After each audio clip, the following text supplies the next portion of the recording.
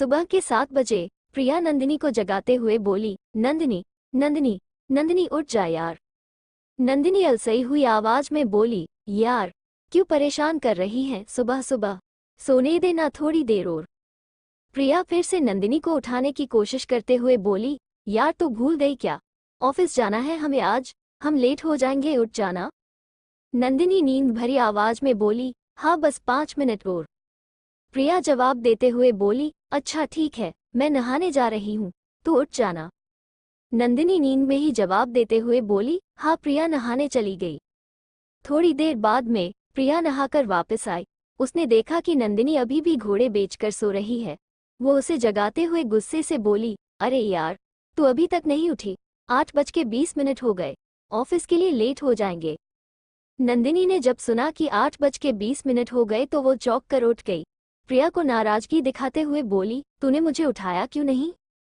प्रिया जवाब देते हुए बोली, कितनी बार उठाया तुझे, पर तेरी नींद खुले तब ना, चल अब जल्दी से उठ और नहा ले जाकर।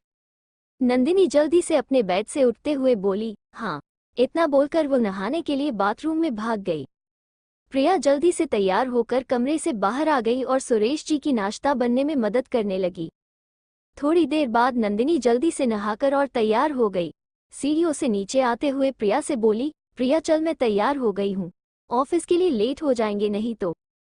प्रिया नंदिनी का हाथ पकड़कर उसे डाइनिंग एरिया में लेकर आई और मुस्कुराते हुए बोली, अरे जल्दबाजी क्यों कर रही है, थोड़ा शांति से इधर बैठ, हम लेट नहीं हो रहे हैं, अभी तो 8 ही बजे है।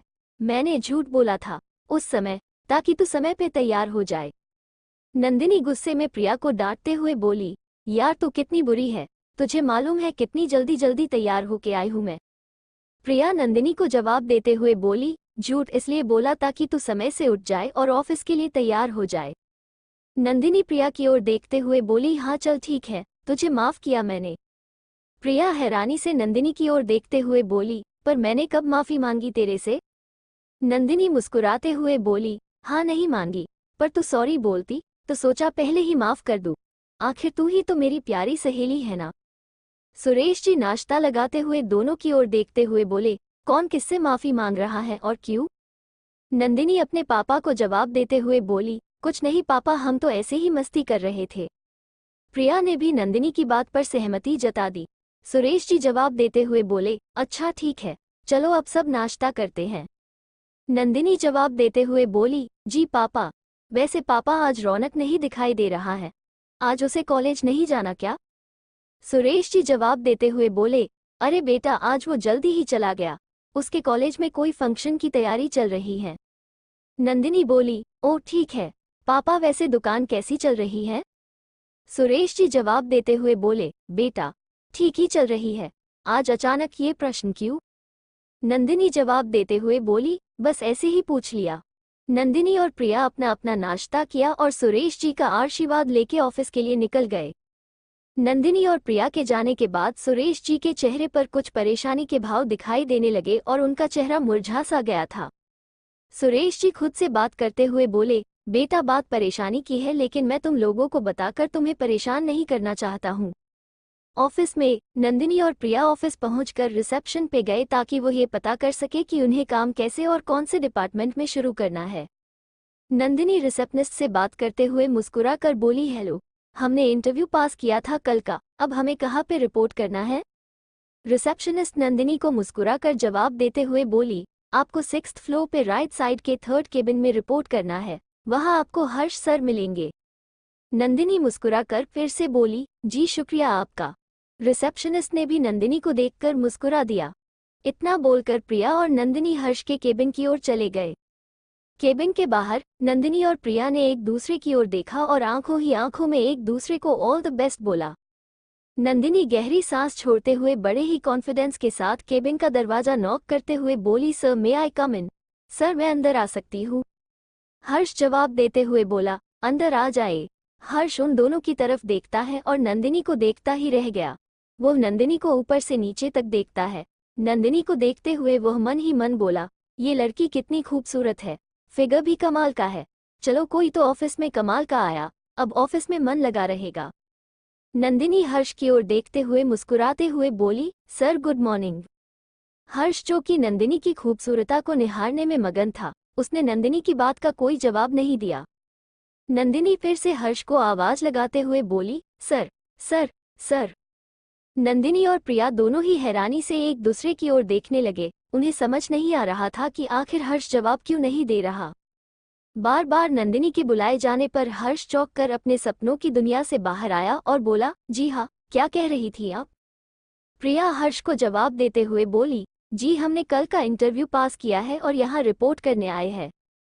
हर्ष प्रिया को जवाब देते हुए मुस्कुरा कर बोला, ठीक है, कंपनी किसी को हायर करने से पहले ये बॉन्ड साइन करवाती है। इसमें कुछ टर्म्स और कंडीशन है यहाँ पे काम करने की, आप इनको पढ़ के साइन कर दीजिए। प्रिया जी, आपको मार्केटिंग डिपार्टमेंट का मैनेजर बनाया गया है, आपको पहले 1 महीना काम सिखाया जाएगा। प्रिया खुश होकर जवाब देते हुए बोली, जी ठीक है सर। हर्ष फिर नंदिनी की ओर देखते हुए मुस्कुरा कर प्यार से बोला, नंदिनी जी, आपको बॉस की पर्सनल असिस्टेंट के लिए हायर किया गया है। नंदिनी ने जब हर्ष की बात सुनी तो वो हैरान रह गई और हैरानी के साथ बोली, क्या सच में? प्रिया को भी यह सुनकर बहुत ही ज्यादा हैरानी हुई। हर्ष जवाब देते हुए बोला, जी हाँ, और दोनों को फॉर्म पढ़ने के लिए दे दिया। नंदिनी खुशी से बिना पढ़े ही उस फॉर्म पे साइन कर देती है।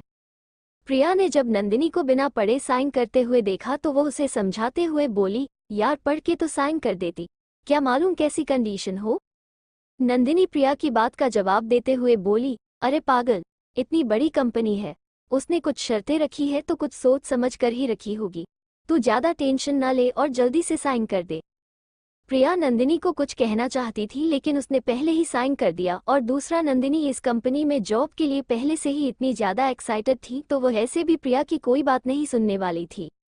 लेकिन प्रिया ने पहले अच्छे से फॉर्म पढ़ा और फिर उसने भी फॉर्म साइन कर दिया। हर्ष दोनों से फॉर्म ले लेता है और दोनों इंस्ट्रक्शन देते हुए बोला, प्रिया आप 8th फ्लोर पे काम करेगी, आप वहां पे जाएगी तो आपको बता दिया जाएगा। नंदिनी जी, आप 10th फ्लोर पे रिपोर्ट करेगी बॉस के ऑफिस में।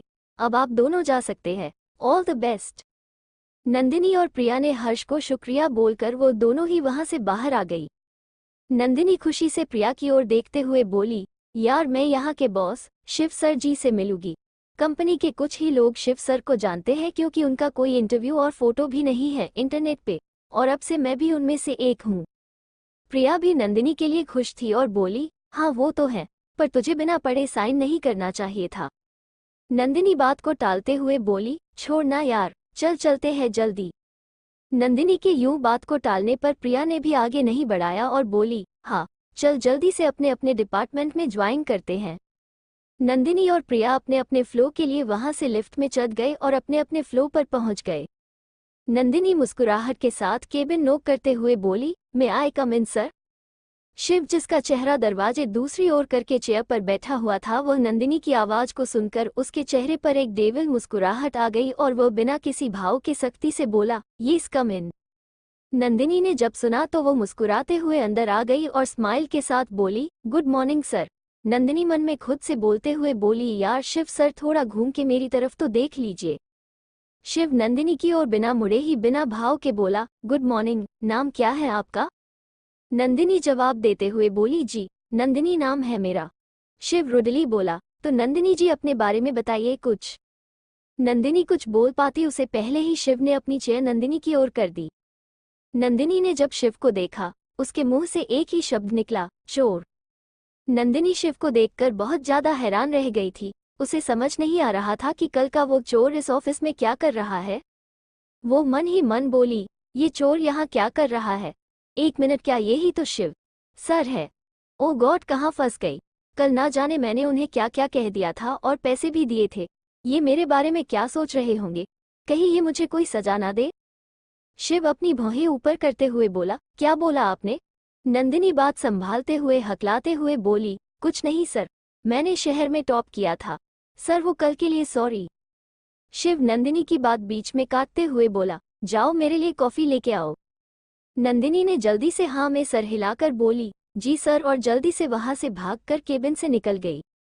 नंदिनी केबिन के बाहर खुद से बातें करते हुए बोली, इसको ही बॉस होना था यार। अच्छा है, इनको कुछ याद नहीं, वरना तो आज क्लास लगनी पक्की थी। अब ये कॉफी कहाँ से बना कर लाओ, और यहाँ पे तो कोई नहीं है, सिर्फ 2 ही केबिन है, दूसरे केबिन में जाके कुछ पूछ लूँ या नहीं। नंदिनी को लग रहा था शिव को कुछ याद नहीं, लेकिन ऐसा नहीं था। तभी शरद केबिन से बाहर आया। नंदिनी को देखते हुए शरद बोला, आप नंदिनी है ना? नंदिनी ने अपना नाम सुना तो वह हैरान होकर बोली, जी हाँ, पर आपको कैसे पता? शरद मुस्कुराते हुए बोला, कल बहुत सुना था आपके बारे में। नंदिनी को शरद की बात बिल्कुल भी समझ नहीं आई। वो सवालिया नजरों से शरद की ओर देखते हुए बोली, जी क्या कहा आपने? शरद बात को बदलते हुए मुस्कुरा कर बोला, वो आपने इंटरव्यू में इतना अच्छा जवाब दिया था ना, तो हमारे जूनियर बता रहे थे। नंदिनी मुस्कुरा कर बोली, जी शुक्रिया, वैसे आप कौन हैं? शरद जवाब देते हुए बोला, मैं यहाँ सर का असिस्टेंट हूँ और दोस्त भी। नंदिनी जवाब देते हुए बोली, ओह। शरद नंदिनी की तरफ हाथ बढ़ाया और दोनों हाथ मिलाते हैं। नंदिनी शरद को देखते हुए रिक्वेस्ट करते हुए बोली, क्या आप मेरी मदद कर सकते हैं? शरद जवाब देते हुए बोला, जी हाँ बोलिए। नंदिनी बोली, सर ने कॉफी लाने को बोला है, कहाँ से बना के लाऊं? शरद जवाब देते हुए बोला, आगे जाके राइट साइड में रसोई है, वहां पे बनानी है कॉफी। नंदिनी मुस्कुराते हुए बोली, जी शुक्रिया, और वहां से चली गई। शरद ऑफिस के काम से बाहर चला जाता है। नंदिनी कॉफी लेके आती है और केबिन का दरवाजा नोक करती है। शिव बोला, कम इन। नंदिनी अंदर आ गई और मुस्कुराते हुए बोली, सर आपकी कॉफी। शिव रूडली बोला, इतना समय कैसे लग गया? नंदिनी जवाब देते हुए बोली, वो सर आज मेरा पहला दिन है और मुझे मालूम नहीं था कि कॉफी कहाँ बनानी है। शिव बिना किसी भाव के बोला, ठीक है, पहली गलती की है तो माफ किया, आगे से समय पे होना चाहिए काम। नंदिनी बोली, जी सर। शिव कॉफी का सिप लिया और गुस्से से बोला, ये कॉफी इतनी मीठी क्यों है? नंदिनी घबराते हुए बोली, सॉरी सर, मुझे आपका स्वाद पता नहीं था। शिव रूडली और ऑर्डर देते हुए बोला, फिर से बना के लाओ। नंदिनी घबराते हुए बोली, जी सर, अभी लेकर आई। थोड़ी देर बाद नंदिनी कॉफी लेकर आई और केबिन का दरवाजा नोक किया। शिव बोला, कम इन। नंदिनी अंदर आई और टेबल पर कॉफी रखते हुए बोली, सर आपकी कॉफी। शिव कॉफी का सिप लिया और गुस्से से रुडली बोला, ये इतनी फीकी क्यों है? तुम्हें क्या एक अच्छी कॉफी बनानी नहीं आती क्या? नंदिनी जवाब देते हुए बोली, सॉरी सर, फिर से बना के लाती हूँ। नंदिनी 10-15 बार कॉफी बना के लाती है, पर शिव कभी उससे मीठी बताकर मना कर देता है, कभी ठंडी, कभी कम दूध, कभी कलर अच्छा नहीं आया बताकर मना कर देता है। अब नंदिनी को भी समझ आ गया कि इनको कल की सारी बातें याद है और परेशान कर रहे हैं, पर आज उसका पहला दिन है तो वो कुछ नहीं बोलती। चलिए देखते हैं आगे क्या होता है, कैसे शिव नंदिनी को परेशान करता है। क्यों दुकान का नाम सुनकर सुरेश जी परेशान हो गए? इन सभी प्रश्नों के जवाब जानने के लिए बने रहे इस कहानी में। और कहानी अच्छी लगी तो लाइक और कमेंट जरूर करें।